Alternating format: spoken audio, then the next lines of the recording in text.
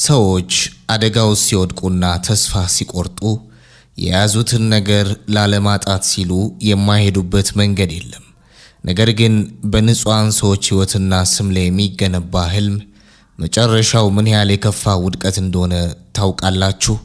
ዛሬ ይዤላችሁ የመጣው ታሪክ በገንዘብና በስልጣን ጥም የታወሩ ሰዎችን ሴራ፣ በችግር ውስጥ ሆኖ ታማኝነቱን ያልቀየረውን የኦዌን ቢሾፕን አስደናቂ ፍልሚያና በመጨረሻም እውነት እንዴት አሸንፋ ለሁሉም የሚገባውን ፍርድ እንደሰጠች የሚያሳይ ልብ የሚነካ ታሪክ ነው። ወደዚህ አስደናቂ ታሪክ ከመግባታችን በፊት ግን ይህን ቪዲዮ አሁኑኑ ላይክ በማድረግ ጀምሩት። የእንዲህ አይነት አስተማሪ ታሪኮች አፍቃሪ ከሆናችሁ ደግሞ ቻናሉን ሰብስክራይብ ማድረጋችሁንና የደወል ምልክቷን መጫናችሁን እንዳትረሱ። ሁልጊዜ የምንለቃቸው አዳዲስ ታሪኮች ቶሎ እንዲደርሷችሁ። በመጨረሻም በአሁኑ ሰዓት ይህንን ቪዲዮ ከየትኛው የዓለማችን ክፍል ወይም ሀገር ሆናችሁ እየተከታተላችሁን ነው? ኮሜንት ላይ ጻፉልኝ። ሰላምታችሁን በደስታ እቀበላለሁ። አሁን አብረን ወደ ታሪኩ እንሂድ። ህይወት አንዳንድ ጊዜ በአንድ አፍታ ውሳኔ ውስጥ ሙሉ ታሪኳን ትጽፋለች። እውነትና ሐሰት፣ ፍትህና ግፍ በነጠሰ መስመር ላይ በሚቆሙበት በዚያ ወሳኝ ሰዓት የሰው ልጅ ማንነቱና የሞራል አቋሙ ይመዘናል። የሲልቨር ፓይን ኩባንያ የካፌ ቢሮ ውስጥ ያለው አየር ይከብዳል። ውጭ ንፋሱ ከግድግዳው ጋር እየተጋጨ ያስፎካል። በቢሮ ውስጥ ግን ብቸኛው ድምፅ የቴሳ ፈጣንና እያበደ የመጣ የትንፋሽ ድምፅ ብቻ ነበር። ቴሳ በጠረጴዛዋ ላይ የተቀመጠውን ወረቀት እያየች የልቧን ምት ትቆጥር ነበር። በቤትሬስ ኬስለር ላይ ባሳየችው ያልተገባ ድርጊትና ግብዝነት ምክንያት ከድርጅቱ የጽሑፍ ማስታወቂያ ደርሷታል። ስራዋን ልታጣ ትችላለች። ፍርሃትና እፍረት ደሟን አቀስቅሰውታል። ለዓመታት የደከመችበት ደረጃ በደረጃ የገነባቸው የሥራ ስሟ በአንድ አጋጣሚ ምክንያት ከእጇ ሊወጣ አፍንጫዋ ስር ደርሷል። የወላጆቿ አደራ፣ የዕለት ተዕለት ሕይወቷ ዋስትና፣ ሁሉ ነገር አደጋ ላይ ወድቋል። እንዲህ ያለ ከባድ ህሊናዊና ስነ ልቦናዊ ጭንቅ ውስጥ እያለች ነበር የሲልቨር ፓይን ኩባንያ ጊዜያዊ ስራ አስፈጻሚ ካሌብ ስትራውድ ወደ ቢሮ የገባው። ካሌብ በሩን አዘጋጅቶ ቀስ ብሎ ገባ። የለበሰው ውድ ልብስና የተስተካከለ ጸጉሩ አሁንም የከፍተኛ ባለስልጣናቱን ማዕረግ ያንጸባርቃል። ነገር ግን በአይኖቹ ውስጥ ድብቅ ስጋትና ውጥረት ይነበብ ነበር። ካሌብ በእጁ የያዘውን ረቂቅ መግለጫ በቴሳ ጠረጴዛ ላይ ያስቀመጠው። ድምፁ የተረጋጋ ነገር ግን በውስጡ ያልተነገረ ማስፈራራትና ጫና ያዘለ ነበር። ይህ ለሕግ ክፍሉ ሙሉውን ሁኔታ ያብራራል አለ ካሌብ። ቴሳ ተንቀጠቀጠች። ወረቀቱን በጥንቃቄ አነሳችው። አይኖቿ በጽሑፉ መስመሮች ላይ ሲንሸራተቱ ደነገጠች። ደሟ በስሮቿ ውስጥ በቅዝቃዜ የሚፈስ ያልተሰማት። መግለጫው የተጻፈው ሙሉ በሙሉ እውነቱን ባላገጠ መልኩ ነበር። ጽሑፉ ኦዌን ቢሾፕ በካፌው ዕቃዎችና ማቀዝቀዣዎች ላይ ሆን ብሎ ጣልቃ እንደገባ፣ አገልግሎት እንዳስተጓጎለና አጋጣሚውን ተጠቅሞ ወደ ባለቤቷ የሞተባት ወይዘሮ ቤትሪስ ኬስለር ለመቅረብና በኩባንያው ላይ ተጽዕኖ ለማሳደር እንደተጠቀመበት አድርጎ ያቀርባል። ቴሳ አንገቷን ቀና አድርጋ ካሌብን አየችው። ፊቷ ላይ ግራ መጋባትና ተቃውሞ ይታያል። የሆነው እኮ እንደሱ አይደለም አለች። ድምጿ በፍርሃትና በቁጣ እየተንቀጠቀጠም። ዕቃ ማስቀመጫው እንዳይነካ ነግረዋል። እርሱም በፍጹም አልነካውም። የሰራተኞችን እርምጃ ግን ተጽዕኖ አሳድሯል። ሚያን ሙቀቱን እንድትፈትሽ ነግሯታል። በሱ ምክንያት ነው ምግቡ የተነሳው። ተቋራጩ ዕቃ ማስቀመጫው እየተበላሸ እንደሆነ ተናግሯል። ካሌብ ይህ እውነት አይደለም። ካሌብ ወደ እሷ ጠጋ አለ። የአይኖቹ እይታ የቅዝቃዜ ያህል ይቆርጥ ነበር። በእጆቹ የጠረጴዛዋን ጫፍ ተደገፈም። ቦርዱ ያንቺ ውሳኔና አስተዳደር አሁንም የሚታመን መሆኑን ነገ ሊወስን ነው አለ በሹክሹክታም። ድምፁ ጸጥተኛ ቢሆንም እንደ ቢላዋ ይቆርጥ ነበር። ይህንን ሙሉ መግለጫ መስጠትሽ በዚያ ሰዓት ምን ያህል በኦዌን ምክንያት ጫና ውስጥ እንደነበርሽ እንዲረዱልሽ ይረዳችኋል። ስራሽን ማዳን ትፈልጊያለሽ ወይስ የሌላ ሰውን ስም? ቴሳ ወረቀቱን ተመለከተች። የካሌብ ንግግር ቀጥተኛ ዛቻ አልነበረም። ነገር ግን ህልውናዋን፣ ማህበራዊ ህይወቷንና ስራዋን አደጋ ላይ የሚጥል ድብቅና አደገኛ ማስፈራሪያ ነበር። ህሊናዋና ፍርሃቷ በውስጧ ይዋጉ ጀመር። ኦዌን ንጹህ ሰው ነው። ያደረገው ነገር ቢኖር ልጁን መመገብና ለአንዲት አረጋዊት ማሰብ ብቻ ነበር። አሁን ግን ካሌብ ኦዌንን እንደ አደገኛ ሴረኛ አድርጋ እንድትፈርምበት ይፈልጋል። ጊዜ እፈልጋለሁ አለች ቴሳ በከበደ ድምፅ። ብዙ ጊዜ የለሽም አላት ካሌብ። ወረቀቱን ጠረጴዛዋ ላይ ትቶላት በሩን ዘግቶ ወጣ። ካሌብ በቴሳ ቢሮ እንደወጣ በቀጥታ ወደ ራሱ ሰፊ ቢሮ አመራ። በቢሮ መስኮት በኩል የሲልቨር ፓይንን ትልቅ ህንጻና ግቢ ያየ ቡናውን ይጠጣ ጀመር። ካሌብ ስትራውድ ለዓመታት ለደከመለት የሲኦነት ስልጣን ጥቂት እርምጃዎች ብቻ ቀርተውታል። ነገር ግን ኦዌን ቢሾፕ የሚባል አንድ ግትር የቴክኒክ ባለሙያ የወይዘሮ ቤትሪስ መገኘትና የደህንነት ካሜራ ምስል ሙሉ ህልሙን ሊያበላሹት ይችላሉ። ካሌብ እውነቱን ከመጋፈጥ ይልቅ ታሪኩን ማዘጋጀት መረጠ። ለሱ እውነት ማለት ሰዎች እንዲያምኑት የሚነገራቸው ታሪክ ብቻ ነው። ቴሳን መጠቀሚያ ማድረግ ደግሞ ለሱ ስራውን የሚያሳካበት ቀላሉ መንገድ ነበር። እሁድ ዕለት የሲልቨር ፓይን ኩባንያ የህግ ክፍል ኃላፊ ኤሌና በካፌ ውስጥ የተቀረጹ የደህንነት ካሜራ ቪዲዮዎችን ወይም ፉቴጅ ስትመረምር አመሸች። የቢሮዋ መብራት ጠፍቷል። የኮምፒውተሩ ስክሪን ብርሃን ብቻ የኤሌናን የተኮሳተረ ፊት ያበራዋል። ኤሌና ቪዲዮውን ወደ ኋላ እየመለሰች እያንዳንዱን ሴኮንድ በጥንቃቄ ታያለች። ኦዌን ከተቀመጠበት አልተነሳም። ቴሳ ወደ ማስጠንቀቂያ ደውሉ ስትሄድ ታያለች። የካፌው ሰራተኞች የሙቀቱ መጨመር ምግቡን እንደሚያበላሸው ካረጋገጡ በኋላ ምግቡን ሊያነሱት ይታያል። የምስል ማስረጃዎቹ ፍጹም ግልጽና የማያወላውሉ ነበሩ። ኦዌን ቢሾፕ የማቀዝቀዣውን ዕቃ በፍጹም አልነካውም። ቪዲዮ ሌላም ትልቅ እውነት አሳየ። የካፌው አስተዳዳሪ ፍራንክ የወይዘሮ ቤትሪስን ማንነት ከማወቁና ኩባንያውን ከማስደሰቱ በፊት ቤትሪስ ከኦዌንና ከትንሿ ልጁ ከሩቢ ጋር በደስታ ተቀምጠው ቁርስ ይበሉ ነበር። ኦዌን ወይዘሮ ቤትሪስን የተቃረበው በሴራ ሳይሆን በሰባይነትና በደግነት ነበር። ኤሌና በካሌብ ሪፖርትና በእውነተኛው ምስል መካከል ያለውን ግዙፍ ልዩነት ስታይ የነገሩ አደገኛነት ገባት። በነገው ዕለት ኤሌና ቴሳን ልታነጋግራት ቢሮዋ ጠራቻት። ቴሳ ስትገባ እጆቿ ይንቀጠቀጡ ነበር። በመጀመሪያ የካሌብን የሐሰት ታሪክ ለመደጋገም ሞከረች። ነገር ግን በእኩሌታ ላይ ስትደርስ ድምጿ ተቋረጠ። የኤሌና ጥቁርና አዛኝ አይኖች የቴሳን የሐሰት ንግግር እየበሱት ገቡ። ቴሳ ንግግሯን አቋረጠች። አየሩን በስፋት ሳበች። ኦዌን ቢሾፕን አደገኛ አስመስዬ እንድናገር ፈልጎ ነው አለች ቴሳ ድምጿ እየተሰበረም። ኤሌና በአትኩሮት እያየቻት ዛተብሽ እንዴ ስትል ጠየቀች። ቀጥታ አይደለም። ምን አለሽ? ቦርዱ የኔ ውሳኔ ሰጪነትና በእስራኤል መቆየቴ ነገ እንደሚወሰን የተናገረው። ቴሳ በካሌብ የተሰጣትንና የፈረመችበትን ረቂቅ መግለጫ ከቦርሳዋ አውጥታ በኤሌና ጠረጴዛ ላይ ገፋችው። አይኖቿ በእንባ ተሞልተዋል። ስለ ወይዘሮ ኬስለር ተሳስቼ ነበር አለች ቴሳ በቆራጥነት። በወቅቱ ያሳየሁት ግብግብነትና ግብዝነት አጥፍቶኛል። ነገር ግን ራሴንና እስራኤል ለመጠበቅ ስል በንጹህ ሰው ላይ ሌላ ትልቅ ስህተት አልፈርምም። እውነቱ ይውጣ። ኤሌና ወረቀቱን አነሳችው። ከዚያም ወደ ቴሳ አየች። ይህ ውሳኔሽ የነገውን ስብሰባ ሙሉ በሙሉ ይለውጠዋል አለች ኤሌና። ሌሊቱ አልፎ ጠዋት ሊሆን በሲልቨር ፓይን ኩባንያ ውስጥ ያለው ውጥረት ጣሪያ ነካም። ቴሳ፣ ካሌብ፣ ኤሌናና ኦዌን ሁሉም ወደ የራሳቸው አቅጣጫ የሚወስዳቸውን ውሳኔ ይዘዋል። የሌሊቱ ጨለማ ሲገፈፍ የሁሉም ዕጣ ፈንታ ወደሚወሰንበት የሰኞ ጠዋት ተሸጋገሩ። ቴሳ የሐሰት መግለጫውን በመቃወም እውነቱን ለመናገር ወሰነች። ካሌብ ደግሞ የሲኦነቱን ሹመት ለማክበር የታሸገውን ውድ ልብሱን እየለበሰ በራስ መተማመን ተሞልቷል። ኤሌና ደግሞ እውነቱን የያዘውን ላፕቶፕና ማስረጃዎች ይዛ ወደ ቦርዱ መሰብሰቢያ ክፍል አመራች። የረበበው ጥላ ሲገፈፍ እውነቱ ደግሞ በቦርዱ ፊት ሲጋለጥ የጥቂት ደቂቃዎች ዕድሜ ብቻ ቀርቶታል። ሰዎች አደጋ ውስጥ ሲወድቁና ተስፋ ሲቆርጡ የያዙትን ነገር ላለማጣት ሲሉ የማይሄዱበት መንገድ የለም። ነገር ግን የሌሎችን ሕይወት መስዋዕት በማድረግ የሚገነባ ህልም ቀደም ብለን እንዳልነው ሁልጊዜ መጨረሻው የባሰ ውድቀት ነው። ቴሳ በቢሮ ውስጥ ብቻዋን ቀርታለች። ካሌብ ወረቀቱን አስቀምጦ ከወጣ በኋላ በሩ ሲዘጋ የነበረው ድምፅ አሁንም በጆሮዋ ውስጥ ያስተጋባል።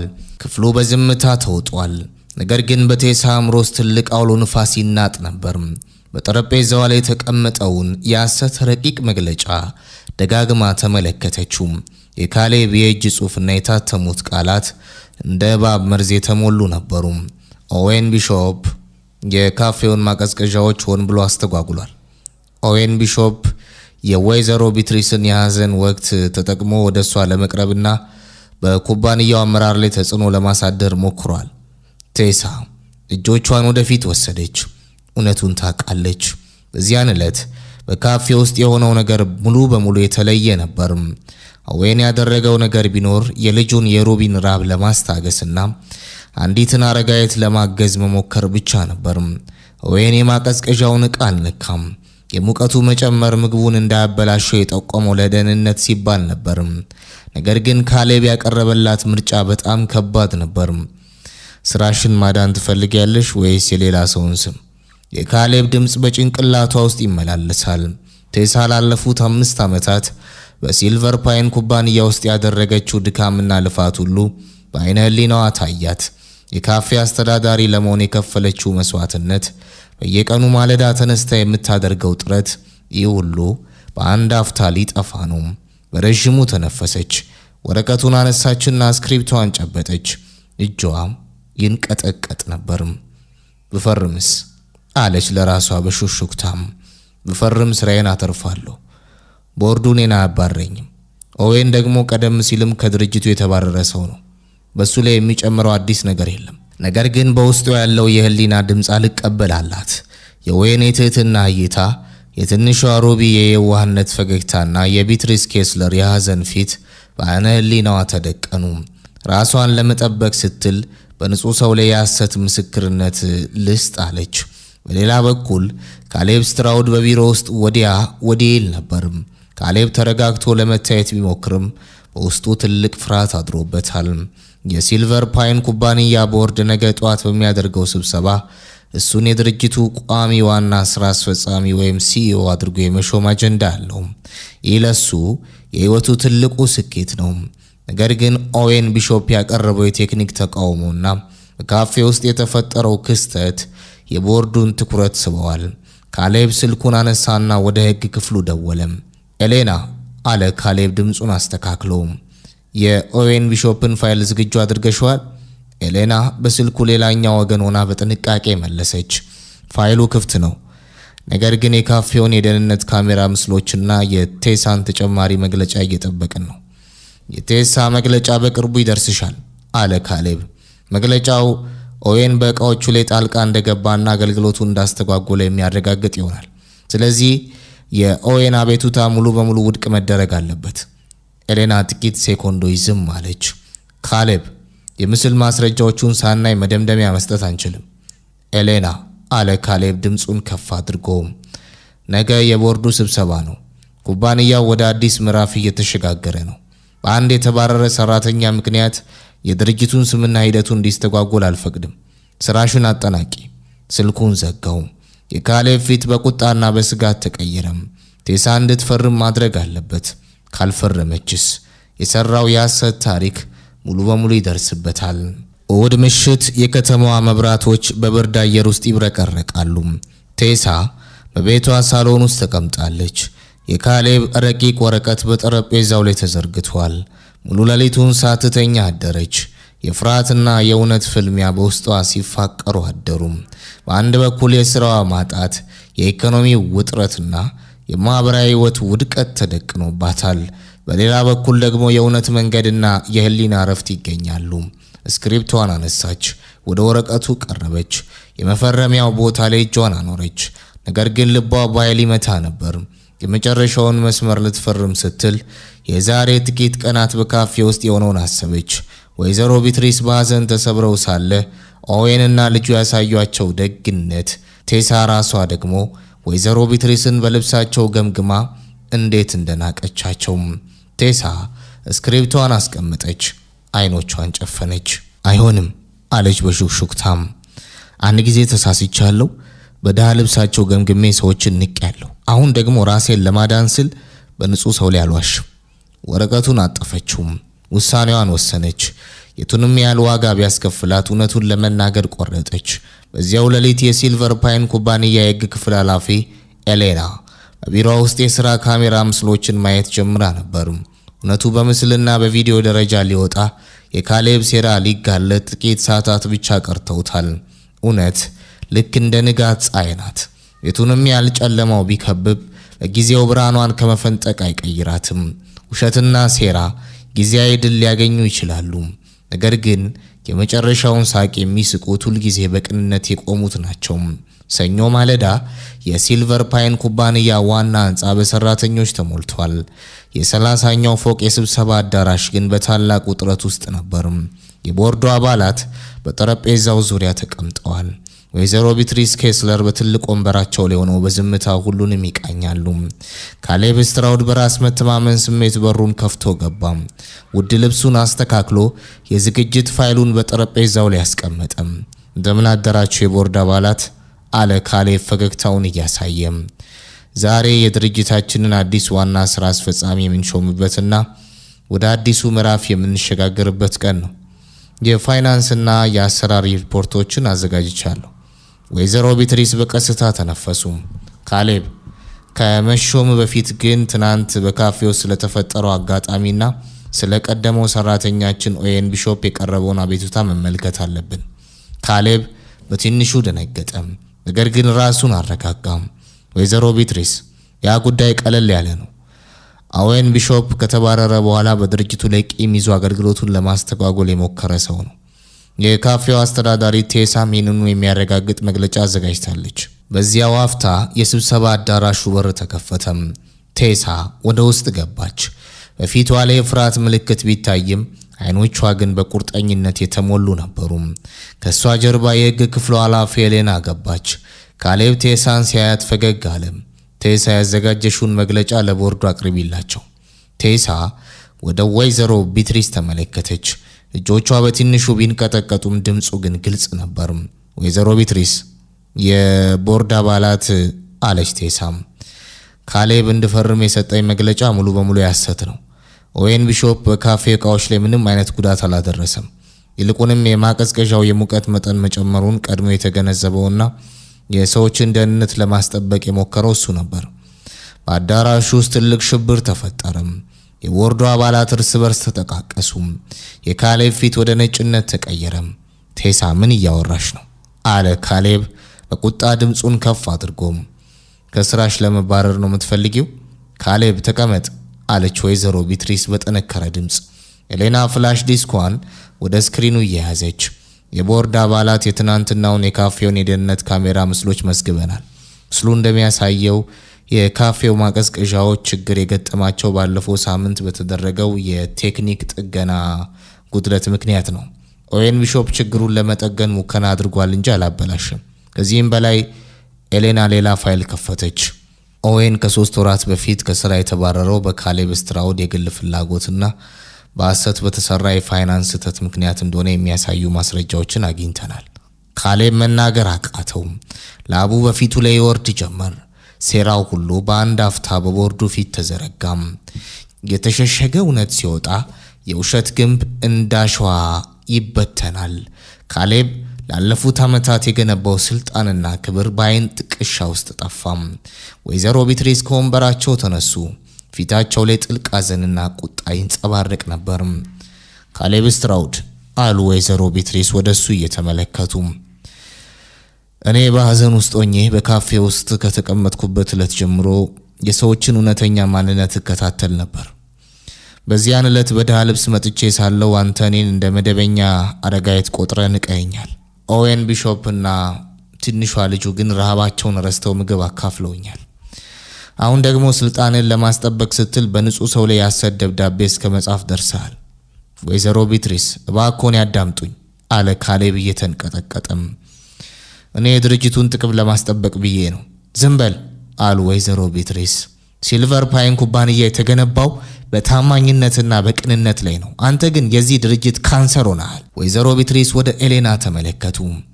ኤሌና፣ ካሌብ ስትራውድ ከዛሬ ጀምሮ ከሲልቨር ፓይን ኩባንያ በይፋ መባረሩን የሚያረጋግጥ ደብዳቤ ጻፊ። በተጨማሪም በድርጅቱ ስም ላይ ላደረሰው የሐሰት ማጭበርበርና በኦዌን ላይ ለፈጸመው ስም ማጥፋት በሕግ እንዲጠየቅ ፋይሉን ወደ ፖሊስ አስተላልፉ። የካሌብ እግሮች አልታዘዝ አሉት። የደህንነት ሰራተኞች ገብተው ከስብሰባ አዳራሹ ይዘውት ሲወጡ የነበረው በራስ መተማመን በሙሉ ጠፍቶ የሽንፈት ማዕበል ተክቶት ነበር። ወይዘሮ ቢትሪስ ወደ ቴሳ ተመለከቱ። ቴሳ አንገቷን ደፍታ ነበር። የስራዋ ማጣት ፍርሃት አሁንም በውስጧ አለ። ቴሳ አሉ ወይዘሮ ቢትሪስ ድምፃቸውን ለስለስ አድርገው፣ ስራሽን ለማጣት ፈርተሽ ነበር። ነገር ግን በመጨረሻው ሰዓት ከእውነት ጎን ቆመሻል። የሰራሽውን ጥፋት አምነሽ እውነቱን ለመናገር ያሳየሽው ድፍረት ሊደነቅ ይገባዋል።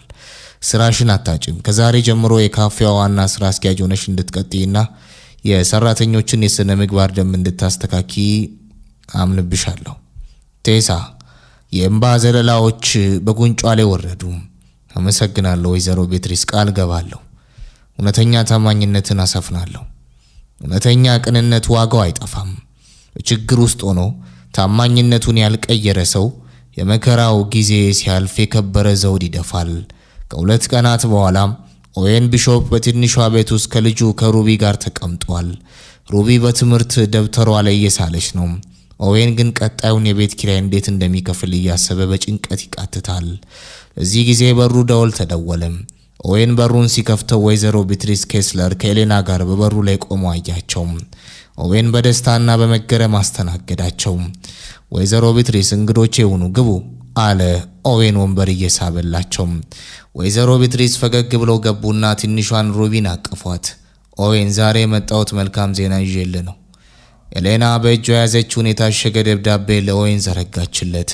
ኦዌን ደብዳቤውን ከፍቶ ማንበብ ጀመረ። አይኖቹ በማመንና ለማመን መካከል ተወጠሩ። ይህ እውነት ነው አለ ኦዌን ድምፁ እየተንቀጠቀጠ። አዎ እውነት ነው ኦዌን አሉ ወይዘሮ ቢትሪስ። በካሌብ ሴራ ምክንያት በግፍ ከስራ መባረር ተረጋግጧል። ላለፉት ወራት ያጣኸውን ደሞዝና ካሳ ኩባንያው ሙሉ በሙሉ ይከፍልልሃል። ከዚህ በተጨማሪ ደግሞ ወይዘሮ ቢትሪስ አቋረጡና የኦዌንን እጅ ጨበጡ። የሲልቨር ፓይን ኩባንያ የቴክኒክና ኢንጂነሪንግ ክፍል ዋና ዳይሬክተር ሆነ እንድትሾም ቦርዱ በሙሉ ድምፅ ወስኗል። ኦዌን ተንበርክኮ አላለቀሰም። ላለፉት ወራት ያሳለፈው መከራ፣ የልጁ ረሃብና የማህበራዊ ህይወቱ መበላሸት ሁሉ በአንድ አፍታ ተረሱ። ሩቢ ወደ አባቷ ሮጣ አቀፈችው። አባቴ ያልኳችሁ እኮ አባቴ ጎበዝ ነው አለች ሩቢ በደስታ እየዘለለች። ወይዘሮ ቢትሪስ በደስታ ፈገግ አሉ። ኦዌን ታማኝነትና ደግነት ድርጅታችንን ያድነዋል። ነገ ስራን ትጀምራለህ። ከጥቂት ሳምንታት በኋላ የሲልቨር ፓይን ኩባንያ ዋና ህንፃ በአዲስ መንፈስ እየሰራ ነው። ኦዌን በቴክኒክ ክፍሉ ውስጥ ሰራተኞቹን በቅንነት ይመራል። ቴሳ ደግሞ በካፌ ውስጥ ሰዎችን በፍቅርና በእኩልነት ታስተናግዳለች። በአንድ ወቅት በድህነትና በችግር ተከቦ የነበረው ኦዌን ቢሾፕ አሁን የብዙዎች ተስፋና አራያ ሆኗል። ሩቢ በደስታ ወደ ትምህርት ቤቷ ትሄዳለች። ህይወት እንደ መስታወት ናት። የሰጠናትን ታንጸባርቃለች። በክፎች ሴራ ጊዜያዊ ጨለማ ሊነግስ ይችላል። ነገር ግን በእውነት በታማኝነትና በደግነት የቆሙ ሰዎች ሁልጊዜም በብርሃኑ ባለቤቶች ይሆናሉ። የኦዌን ቢሾፕ ታሪክ የሚያስተምረን ትልቅ ነገር ቢኖር ምንም ያህል ቢከፋ ህሊናን አሳልፎ አለመስጠት የመጨረሻውን ታላቅ ድል እንደሚያመጣ ነው። አመሰግናለሁ።